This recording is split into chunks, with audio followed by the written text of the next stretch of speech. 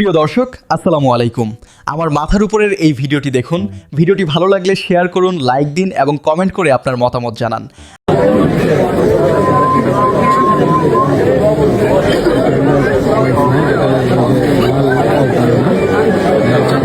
হাদি কি জিনিস, কি তার আদর্শ, কি তার চেতনা, সব প্রশ্নের উত্তর এই ছোট্ট ভিডিওটি।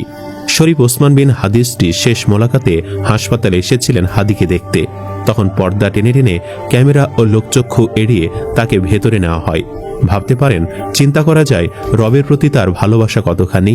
হাদির স্ত্রী জানতেন আজকের পর আর এই দুনিয়ায় সাক্ষাৎ হবে না হাদির সাথে। স্বামীহারা একটা মেয়েকে দেখে বোঝার উপায় নেই যে কতটা কষ্টে আছে। আজকে এক সপ্তাহের বেশি হলো কোনো মিডিয়া বা কোনো পত্রিকা বোরকার আঁচলটাও ভিডিও করতে পারেনি ওসমান হাদির স্ত্রীর। আমরা বহু গল্প শুনেছি তার স্ত্রীর। ওসমান হাদি হয়ে ওঠার পেছনে সবচেয়ে বড় ভূমিকা তার স্ত্রীর।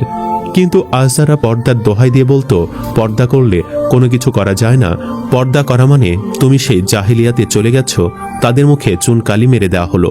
শুধু পর্দায় নয়, সাহসিকতার দিক দিয়েও হাদির স্ত্রীর মানসিকতা সাহাবাই কেরামদের যুগের নারীদের মতো।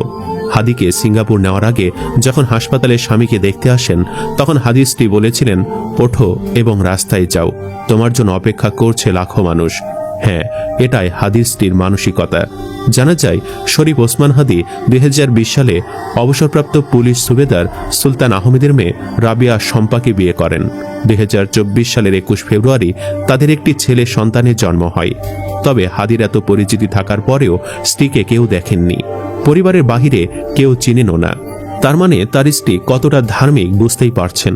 আসলে একজন নারীর আসল ধার্মিকতা চেনা যায় বিপদে পড়লে। হাদির স্ত্রী স্বামী গুলি খাবার পরও নিজেকে মিডিয়ার সামনে আনেননি, এমনকি মারা যাবার পরও না। তবে সোশ্যাল মিডিয়ায় অনেকেই অনেক নারীর ছবি দিয়ে হাদির স্ত্রী দাবি করছেন।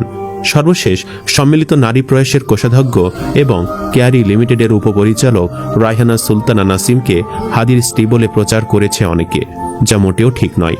ঢাকার রাজপথে হাদি নিহত হবার ঘটনার বিরুদ্ধে এক আবেগঘন প্রতিবাদ সমাবেশে তিনি ঝাঁঝালো বক্তব্য রাখেন। তার বক্তব্য হাদির স্ত্রীর বক্তব্য বলেও প্রচারিত হচ্ছে। যাই হোক, আশা করি এসব অপপ্রচারে কেউ কান দিবেন না।